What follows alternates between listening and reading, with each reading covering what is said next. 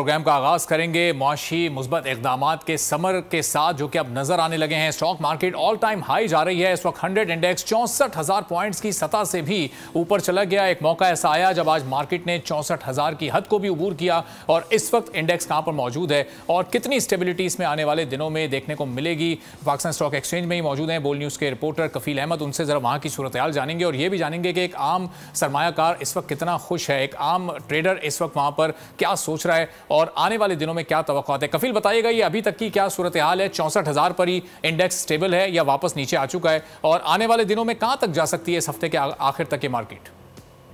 देखिए, मार्केट में आज कारोबार के खत्म पर जो कल थी अपना रिवायत अब आज बरकरार रही है और एक और तारीख जो है वो आज रकम हो गई है। 64,000 की जो सतह थी वो मार्केट अबूर करने में भी कामयाब हो गया है और तमाम इख्तिताम पर मार्केट से तकरीबन अगर हम बात कर लें कि कारोबार के एंड से तकरीबन 20 मिनट कबल जो है मार्केट में मामूली प्रॉफिट टेकिंग जो है वो देखी गई थी और 961 पॉइंट के इजाफे से 63,917 के लेवल पर मार्केट जो है वो क्लोज हुई है।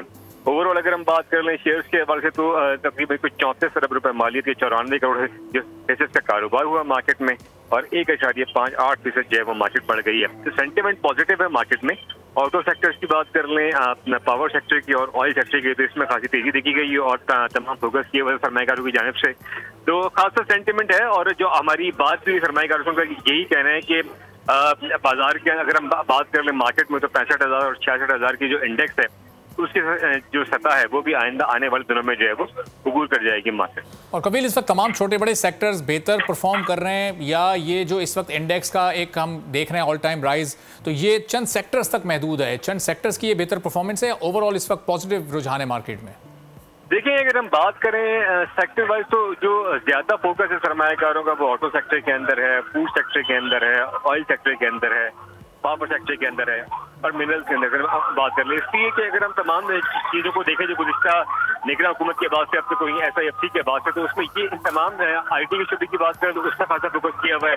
तो ये वो शोबा जहाँ जिसके अंदर जो है वो सरमायाकार खासा फोकस कर रहे हैं और उनका यही कहना है कि ये जो इस वक्त एक जो रैली है तेजी की ये बरकरार रहेगी आने वाले दिनों के अंदर भी।